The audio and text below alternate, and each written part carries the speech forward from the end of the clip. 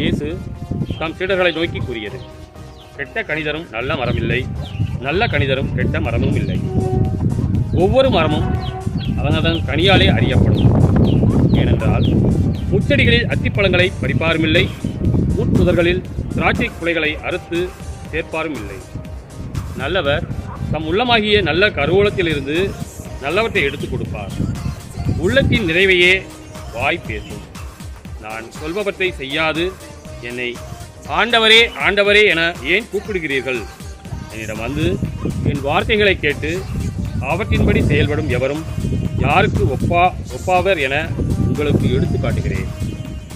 அவர் ஆழமாய் தோண்டி பாறையின் மீது அடித்தளம் அமைத்து வீடு கட்டிய ஒருவருக்கு ஒப்பாவார்.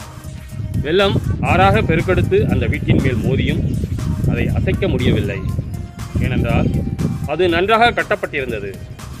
நான் சொல்வதை கேட்கும் அதன்படி செயல்படாதவரே அடித்தளம் இல்லாமல் மண் மீது வீடு கட்டியோருக்கு ஒப்பாவர்.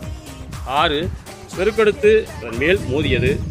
உடனே அது விழுந்து அவ்வீட்டுக்கு பேரழிவு ஏற்பட்டது.